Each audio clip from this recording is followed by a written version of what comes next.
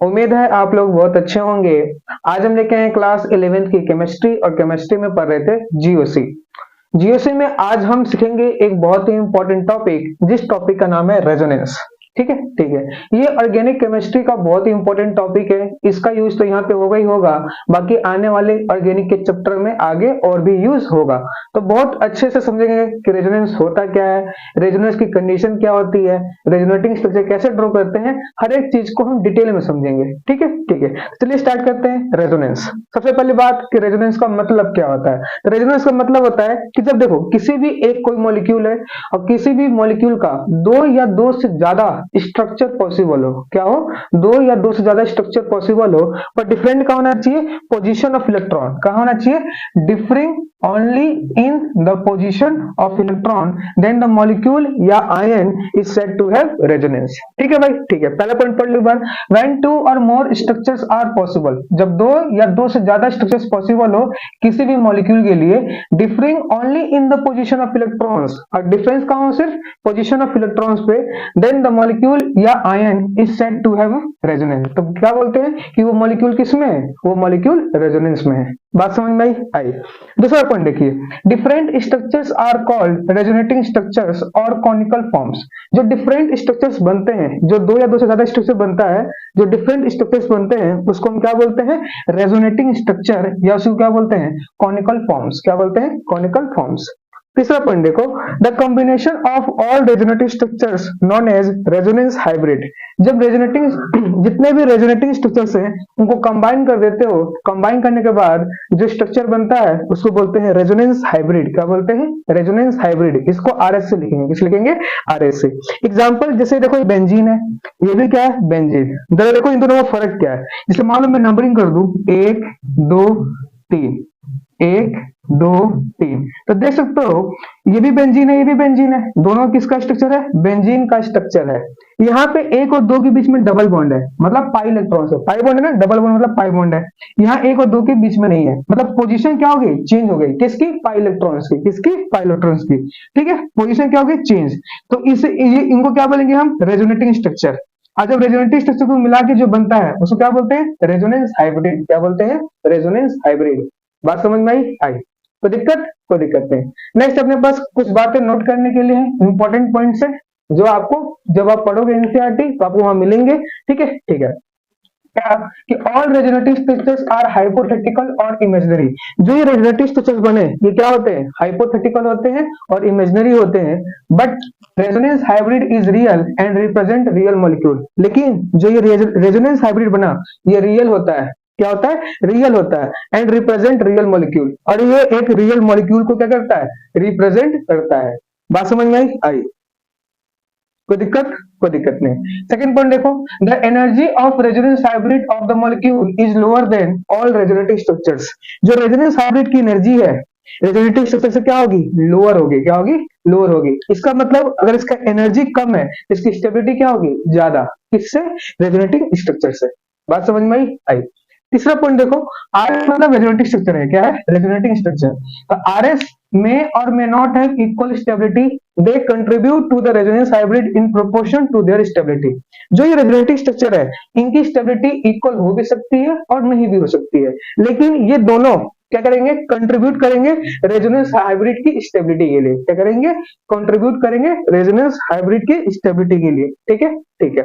Next चौथा point क्या क्या है, difference between energy of resonance hybrid and most stable resonative structure is called resonance energy. Resonance energy क्या होता है, रेजोनेंस हाइब्रिड और जो रेजोनेटिव स्ट्रक्चर होगा जो सबसे ज्यादा स्टेबल होगा, तो मोस्ट स्टेबल रेजोनेटिव स्ट्रक्चर और रेजोनेंस हाइब्रिड के बीच में जो एनर्जी का गैप आता है, जो एनर्जी का डिफरेंस आता है, उसी को क्या बोलते हैं हम लोग, रेजोनेंस एनर्जी। क्या बोलते हैं, रेजोनेंस एनर्जी। बात समझ में आई। नेक्स्ट पांचवें पॉइंट क्या लिखा हुआ है, पांचवें पॉइंट लिखा है the resonance structure have same position of nuclei. जो रेजोनेटिव स्ट्रक्चर होते हैं उनकी न्यूक्लियस की पोजीशन क्या रहती है, सेम रहती है। दूसरा, the same number of unpaired electron. UP का मतलब है अनपेयर्ड इलेक्ट्रॉन। ठीक है, तो जो रेजोनेंस स्ट्रक्चर होते हैं उसमें नंबर ऑफ अनपेयर्ड इलेक्ट्रॉन क्या होते हैं, सेम होते हैं, वो चेंज नहीं करते हैं। बात समझ में आई। ये कुछ इंपॉर्टेंट पॉइंट्स है रेजोनेंस से रिलेटेड, इसको नोट करिए, आगे बढ़ते हैं। कोई दिक्कत यहाँ तक? कोई दिक्कत नहीं, बात समझ में आई भाई? आई। चलिए आगे बढ़े, आगे बढ़ा जाए। बिल्कुल, मिटा दूं? मिटा दीजिए। नेक्स्ट आगे बात करते हैं। ये तो समझा हमने रेजोनेंस क्या होता है, ठीक है। हम हर एक चीज को समझेंगे कि रेजोनेंस, रेजोनेटिंग स्ट्रक्चर कैसे ड्रॉ करते हैं, कैसे पहचानते हैं कि कंडीशंस क्या होते हैं रेजोनेंस की, किसमें रेजोनेंस हो रहा है, किसमें रेजोनेंस नहीं हो रहा है, हमें कैसे पता चलेगा। तो उन सब चीज को हम डिटेल में स्टडी करेंगे, टेंशन मत लो, है ना। बहुत अच्छे से समझ में आएगा रेजोनेंस, बहुत अच्छे से। बात ये देखा। नेक्स्ट दूसरा एक छोटा सा टॉपिक आता है, how to find bond order, है ना। How to find bond order. हम बॉन्ड ऑर्डर कैसे निकालते हैं, bond order, how to find bond order. तो देखो, बॉन्ड ऑर्डर निकालने का फॉर्मूला, बॉन्ड ऑर्डर निकालने का फॉर्मूला आपने इनऑर्गेनिक केमिस्ट्री में सिखाया था मैंने, केमिकल बॉन्डिंग में। दूसरा इसमें भी देख लो कैसे निकालते हैं। बॉन्ड ऑर्डर निकालने का तरीका क्या होता है, number of bonds between two atom, दो एटम के बीच में कितने बॉन्ड है, divide by total, total resonating, total resonating structure, क्या, टोटल रेजोनेटिंग स्ट्रक्चर। बात समझ में आई? जैसे मान लो एग्जांपल लेते हैं, जैसे मान लो अपने पास ये बेंजीन बना दिया मैंने, क्या बना दिया, बेंजीन। ये बन गया अपने पास बेंजीन, ये बन गया अपने पास बेंजीन, हाँ ये बन गया, ये बन गया, ये बन गया, ठीक है ठीक है। अब मैं बोलूं, जैसे मान लो इसको नंबर दूं 1 2 3, ये क्या है 1 2 3। तो अगर मैं इस वाले केस में बात करूं, C1 और C2 के बीच का बॉन्ड ऑर्डर बताओ, ये बताओ C1 और C2 के बीच में बॉन्ड। देखो C1 C2 के बीच में कितना बॉन्ड है, 1 2। C1 और C2 के बीच में बॉन्ड कितना है, एक यहाँ पे है और दो यहाँ पे है। तो टोटल बॉन्ड्स कितने हो गए, number of bonds between two atom. तो दो, इन दोनों एटम के बीच में कितने टोटल बॉन्ड्स हो गए, 3, है ना, divide by total resonative structure. कितने रेजोनेटिव स्ट्रक्चर दिख रहे हैं, 2। 3/2 कितना हो गया, 3/2 को डिवाइड करो कितना आएगा, 1.5। बात समझ में आई? उसी तरह कार्बन 2 और कार्बन 3 के बीच का बॉन्ड ऑर्डर निकाल सकते हो। कार्बन 2 कार्बन 3, 2 और 3 के बीच में एक बॉन्ड यहाँ पे है, 2 और 3 के बीच में दो बॉन्ड यहाँ पे, दो बॉन्ड है, कितने हैं, दो बॉन्ड, 2 और 1, 3 हो गया। तो 3 divide by total resonating structure, 1 और प्लस 1 कितना हो गया, 2। ये कितना आ गया, 1.5। कितना आ गया, 1.5। कहने का मतलब क्या है कि बॉन्ड बेंजीन में बॉन्ड ऑर्डर, बेंजीन का बॉन्ड ऑर्डर कितना आता है, 1.5। कहीं से भी निकाल लो, बेंजीन का बॉन्ड ऑर्डर कितना आएगा, 1.5। और बॉन्ड ऑर्डर सेम आ रहा है, मतलब बॉन्ड ऑर्डर सेम आ रहा है, तो बॉन्ड ऑर्डर याद होगा, डायरेक्टली प्रोपोर्शनल क्या होता है, bond length. Bond order directly, bond order directly proportional क्या होता है भाई, बॉन्ड लेंथ, है ना, बिल्कुल ठीक है। Bond order sorry inversely proportional तो क्या होता है, बॉन्ड लेंथ। इसको अभी आगे में मिलेंगे। तो bond order inversely proportional to होता है किसके, बॉन्ड लेंथ के, है ना। तो एक बात ध्यान दो, बेंजीन के केस में सारे बॉन्ड ऑर्डर सेम आ रहे हैं, सारे बॉन्ड ऑर्डर सेम आ रहे हैं। इसका मतलब क्या हुआ कि सारे बॉन्ड लेंथ इक्वल होंगे, ठीक है ठीक है। तो in case of benzene all bond order is same, so all bond are equal in length। क्या होंगे, लेंथ में सारे क्या होंगे, इक्वल होंगे। बात समझ में आई? कोई दिक्कत नहीं। उसी तरह हम दूसरा एग्जांपल लेते हैं, नेफ्थलीन। नेफ्थलीन का स्ट्रक्चर दे रखा है, इसमें बॉन्ड ऑर्डर बताना है, ठीक है। लेट्स इसको मैं बोलता हूँ फर्स्ट कार्बन, सेकंड कार्बन और third carbon, first second third, first second और थर्ड। C1 और C2 के बीच का बॉन्ड ऑर्डर निकालना चाहता हूँ, कार्बन 1 और कार्बन 2। तो बॉन्ड ऑर्डर का फॉर्मूला क्या होता है, total number of bonds between two atoms. तो यहाँ कितना बॉन्ड है, 1 और 2 के बीच में 1, यहाँ पे 2 और 3 और यहाँ पे 2। टोटल बॉन्ड्स कितने आ गए, 5। और टोटल रेजोनेटिव स्ट्रक्चर कितने दिख रहे हैं, 1 2 3। और टोटल स्ट्रक्चर कितने होंगे, 3। उसी तरह बता सकता हूँ C2 और C3 के बीच का बॉन्ड ऑर्डर निकालो। तो C2 और C3 के बीच का बॉन्ड ऑर्डर कैसे निकालोगे, total number of bonds between two atoms, 2 और 3 के बीच में कितने बॉन्ड्स है, तो 2 और 1 3 और 1 4 अपॉन टोटल रेजोनेटिव स्ट्रक्चर कितने दिख रहे हैं, 3। ठीक है तो देख सकते हो आप क्या कि bond order bond order is not same in naphthalene in naphthalene। ठीक है, naphthalene के केस में बॉन्ड ऑर्डर सेम नहीं है। इसका मतलब क्या हुआ, all bonds are not all bonds are not equal in length in naphthalene। ठीक है, नैप्थलीन के केस में क्या होता है, नैप्थलीन के केस में होता है कि सारे जो बॉन्ड्स है वो इक्वल लेंथ के नहीं होते हैं, जबकि बेंजीन में सारे ये जो बॉन्ड है वो क्या होते हैं, इक्वल लेंथ के होते हैं। क्यों, क्योंकि इनका बॉन्ड ऑर्डर क्या आता है, सेम। लेकिन नैप्थलीन के केस में किसी का बॉन्ड ऑर्डर ज्यादा आता है, किसी का बॉन्ड ऑर्डर कम आता है, तो इसी वजह से इनमें सारे बॉन्ड जो बॉन्ड्स है उनकी लेंथ इक्वल नहीं होती है। बात समझ में आई? नोट करिए। अब हम बात करते हैं कंडीशंस ऑफ रेजोनेंस। इससे पहले इसको नोट कर लीजिए। कर लिया नोट? कर लिया भाई नोट? कर लिया, बता दो, बता दीजिए। नेक्स्ट अपने पास conditions of resonance. Conditions of resonance, resonance के क्या क्या कंडीशंस होते हैं, कैसे पहचानोगे कि कहीं रेजोनेंस हो रहा है, रेजोनेंस नहीं हो रहा है। ठीक है, ठीक है। नेक्स्ट आ जाओ, कंडीशन ऑफ रेजोनेंस। देखो, रेजोनेंस के लिए आपको सिस्टम क्या चाहिए, system must be in conjugation. System किसमें होना चाहिए, कॉन्जुगेशन होना चाहिए। किसमें होना चाहिए, कॉन्जुगेशन में होना चाहिए। ठीक है, ठीक है। अभी जो कॉन्जुगेशन होता है वो कॉन्जुगेशन, अब जरा इसका समझो। कॉन्जुगेशन को बेसिकली तीन तरह से बांटूंगा मैं, कैसे, ध्यान देना। जैसे पहले केस में 4 आएंगे, ऐसे रखना। पहले केस में कितने आएंगे, 4। दूसरे केस में आएंगे 3, कितने आएंगे, 3। और तीसरे केस में आएंगे 2, क्या आएंगे, 2, है ना, बिल्कुल।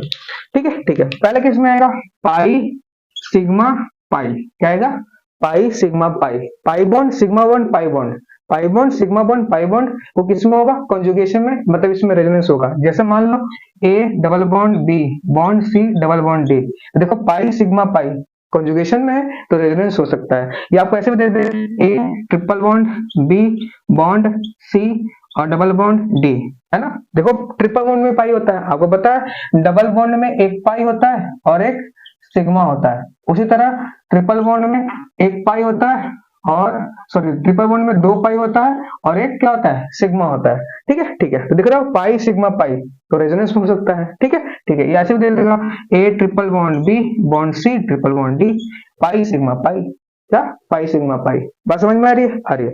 तो ये कॉन्जुगेशन सिस्टम होता है, पाई सिग्मा पाई, पाई सिग्मा पाई। ठीक है, पाई से तो पाई सिग्मा पाई होना चाहिए। अब पाई डबल बॉन्ड में होता है, ट्रिपल बॉन्ड में हो सकता है। Triple bond single bond triple bond, ये भी कॉन्जुगेशन में। Triple bond single bond double bond, ये भी कॉन्जुगेशन में। Double bond single bond double bond, ये भी कॉन्जुगेशन में। ये आपको दे देगा A double bond B bond C और ये ट्रिपल बॉन्ड दे देगा आपको D. Double bond single bond triple bond, ये भी किसमें होगा, कॉन्जुगेशन में। मतलब कहने का मतलब क्या है कि पाई सिग्मा पाई होना चाहिए, बस बात खत्म। क्या होना चाहिए, पाई सिग्मा पाई। ठीक है, ठीक है। एक कॉन्जुगेशन याद होना चाहिए, क्योंकि कॉन्जुगेशन याद होगा नहीं तो आप पहचान नहीं पाओगे कि कहाँ रेजोनेंस हो रहा है, कहाँ रेजोनेंस नहीं हो रहा है। तो आपको पता लगाना है कि कहाँ रेजोनेंस हो रहा है, कहाँ रेजोनेंस नहीं हो रहा है, तो कॉन्जुगेशन सिस्टम याद होना चाहिए। कैसे बताया मैंने, पहले केस में 4 आदमी, 1 2 3 4, दूसरे केस में 3 आदमी, तीसरे केस में 2 आदमी। ठीक है, पाई सिग्मा पाई पहला कॉन्जुगेशन चलता है, इस तरह से देखने को आपको मिल सकता है। दूसरा केस में क्या होगा, दूसरा केस में होगा pi sigma positive negative loan free radical या लोन पेयर, क्या देगा, लोन पेयर, क्या देगा, लोन पेयर। ठीक है, पाई सिग्मा, ठीक है, पाई मिल जाएगा, सिग्मा मिल जाएगा क्या मिलेगा, pi sigma positive negative free radical और लोन पेयर। तो ये भी किसमें होगा, रेजोनेंस में। जैसे मान लो अपने पास एग्जांपल लेते हैं, क्या लेते हैं, एग्जांपल। जैसे मान लो अपने पास CH2 double one CH2 double one CH upon CH2 यहाँ लिखा है प्लस, क्या ये रेजोनेंस होगा यहाँ पे, बिल्कुल होगा। क्यों होगा, देख सकते हो पाई सिग्मा पॉजिटिव। तो कभी भी पाई सिग्मा पॉजिटिव हो, पाई सिग्मा नेगेटिव आ जाए या पाई सिग्मा लोन पर आ जाए, जैसे मान लो CH2 double one CH bond NH2, आपको पता है नाइट्रोजन 3 बॉन्ड बनाता है, तो जब नाइट्रोजन 3 बॉन्ड बनाता है तो उस पर एक लोन पेयर आता है। देख सकते हैं यहाँ पे क्या होगा, लोन पेयर। तो पाई सिग्मा लोन पेयर तो किस में होगा, रेजोनेंस में। क्या होगा, रेजोनेंस में। बात समझ में आई। या ऐसे ले सकता है CH2 double bond CH bond CH2 minus, क्या रेजोनेंस में है, बिल्कुल है। कैसे, पाई सिग्मा नेगेटिव, तो पाई सिग्मा पॉजिटिव हो नेगेटिव हो फ्री रेडिकल हो लोन पेयर हो, वो किसमें होता है, कॉन्जुगेशन में। अगर सिस्टम कॉन्जुगेशन में है तो वहां पे क्या हो सकता है, रेजोनेंस। क्या हो सकता है, रेजोनेंस। कोई दिक्कत, कोई दिक्कत नहीं। बात समझ में आई। अब तीसरा केस क्या है, एक के पास क्या होगा, वैकेंट ऑर्बिटल, और एक के पास क्या होगा, लोन पेयर। प्लस मतलब वैकेंट ऑर्बिटल, लोन पेयर मतलब नेगेटिव, है ना। आया समझ में, आया। तो जब ऐसा सिस्टम होगा, देखो वैकेंट पॉजिटिव या वैकेंट ऑर्बिटल हो, फिर सिग्मा हो, फिर लोन पेयर हो या नेगेटिव चार्ज हो, तो वो भी किसमें होता है, रेजोनेंस में। किसमें होता है, रेजोनेंस में। बात समझ में आई। कैसे, ध्यान दो। जैसे मान लो CH2 प्लस बॉन्ड NH2, आपको पता है नाइट्रोजन ने 3 बॉन्ड बना रखा था, इस पे एक लोन पेयर होगा। तो सिग्मा पॉजिटिव सिग्मा और ये लोन पेयर, तो पॉजिटिव सिग्मा लोन पेयर। तो क्या ये सिस्टम कॉन्जुगेशन में है, बिल्कुल। अगर ये सिस्टम कॉन्जुगेशन में है तो क्या है, रेजोनेंस हो सकता है, बिल्कुल हो सकता है। बात समझ में आई। जैसे मान लो आपको दे दिया CF3 पे प्लस, CF3 को बनाओगे कैसे बनाओगे, फ्लोरीन, और ये फ्लोरीन इस पे क्या आ गया, प्लस।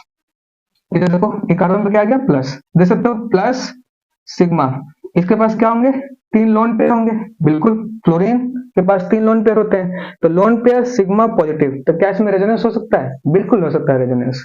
बात समझ में आई। तो रेजोनेंस के लिए सिस्टम किसमें होना चाहिए, कॉन्जुगेशन में। कॉन्जुगेशन 3 तरह का बताया, तीनों को याद करने का मैंने तरीका बताया। पहले में 4 3 और फिर 2। पाई सिग्मा पाई होना चाहिए, इसके केस देख लिया।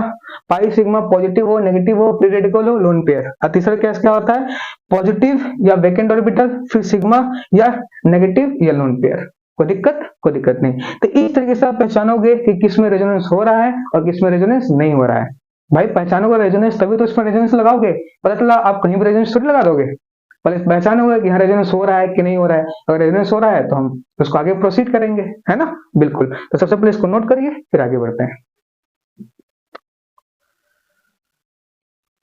कोई दिक्कत, कोई दिक्कत नहीं। बात समझ में आई। तो चलिए इस पर कुछ क्वेश्चंस कर लेते हैं हम।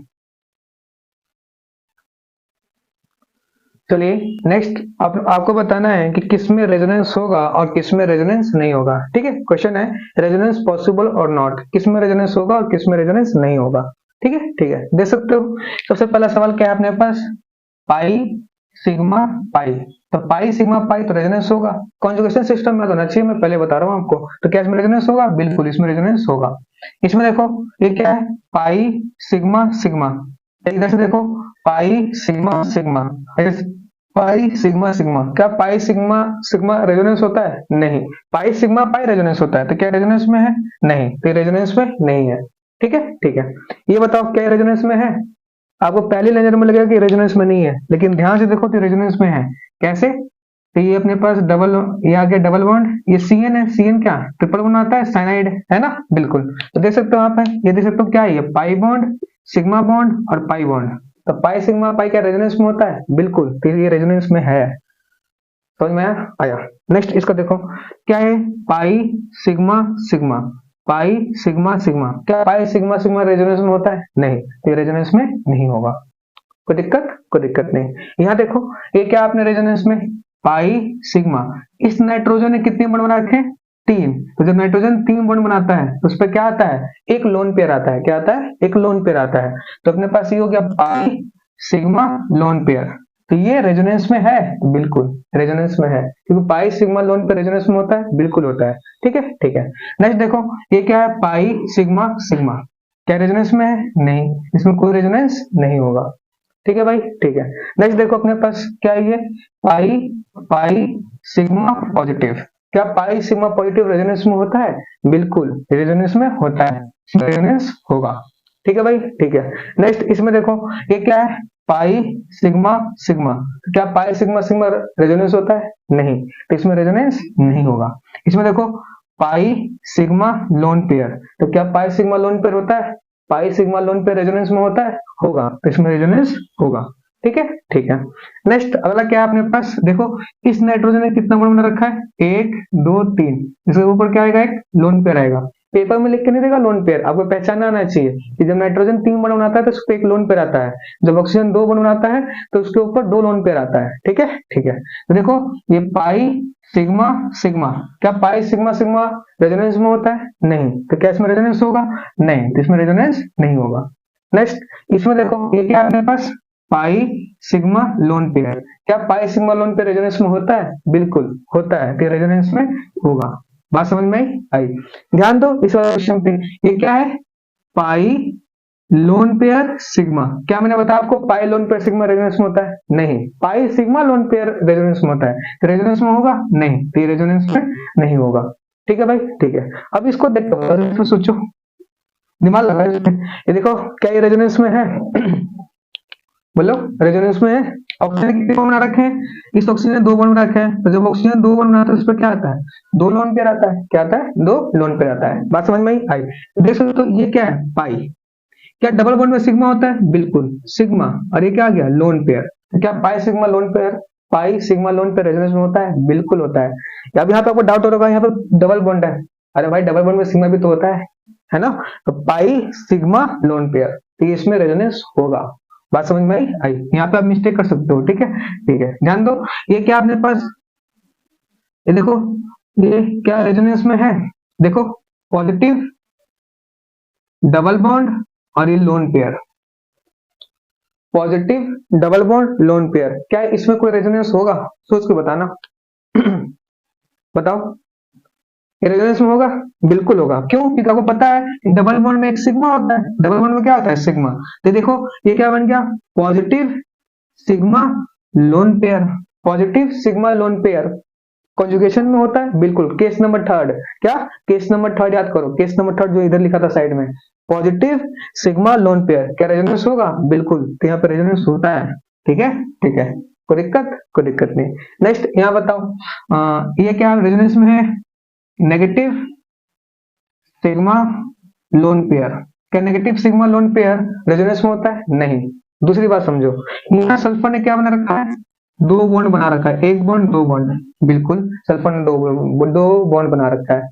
आपको पता होगा सल्फर 3rd पीरियड में आता है, ओल्ड स्टाइल, या था ओल्ड मतलब ऑक्सीजन 16 ग्रुप में आता है सल्फर। 16 ग्रुप में सबसे पहले कौन आता है, ऑक्सीजन और फिर सल्फर। सल्फर किस में होता है, 3rd पीरियड में। किस में होता है, 3rd पीरियड में। और आपको मैंने बताया था केमिकल बॉन्डिंग में 3rd पीरियड वाले एलिमेंट के पास क्या होता है, वैकेंट ऑर्बिटल। क्या होता है, वैकेंट ऑर्बिटल। इसके पास क्या होगा, वैकेंट ऑर्बिटल होगा। तो देखो वैकेंट ऑर्बिटल सिग्मा और नेगेटिव, केस नंबर 3, कॉन्जुगेशन का केस नंबर 3, वैकेंट ऑर्बिटल हो, सिग्मा हो और नेगेटिव हो, तो क्या लोन पेयर होता है, क्या सॉरी क्या रेजोनेंस होता है? बिल्कुल, इसमें रेजोनेंस होगा। बात समझ में आई? क्यों? क्योंकि उसके पास वैकेंट ऑर्बिटल था, किसके पास, सल्फर के पास। नेक्स्ट अपने पास देखो, ये क्या अपने पास, negative single lone pair, negative single lone pair तो रेजोनेंस में नहीं होता है। फिर चेक करो क्या इसके पास वैकेंट ऑर्बिटल है, तो ऑक्सीजन किस कौन से पीरियड में है, ऑक्सीजन 2nd पीरियड में आता है। 2nd पीरियड में कोई वैकेंट ऑर्बिटल नहीं होता, इसमें कोई रेजोनेंस नहीं होगा। कोई दिक्कत? कोई दिक्कत नहीं। नेक्स्ट देखो, lone pair single bond negative charge, क्या रेजोनेंस में होता है? नहीं, तो ये रेजोनेंस में नहीं होगा। बात समझ में आई? तो ये तो हमने सीखा कि किसमें रेजोनेंस हो रहा है और किसमें रेजोनेंस नहीं हो रहा है। ठीक है, तो सबसे पहले पहचानेंगे कि किसमें रेजोनेंस हो रहा है, किसमें रेजोनेंस नहीं हो रहा है। तो उसको पहचानने का सिंपल तरीका है कॉन्जुगेशन सिस्टम, जो मैंने 3 करवाए थे। पहले में 4 केस थे, ABCD, दूसरे में ABC और तीसरे में AB। उसको याद कर लोगे तो आप बहुत आसानी से पहचान सकते हो कि किसमें रेजोनेंस होगा और किसमें रेजोनेंस नहीं होगा। ठीक है, ठीक है। उसके ऊपर मैंने आपको लगभग 17 क्वेश्चन करा दिए, एक बार देख लो फिर आगे बढ़ते हैं।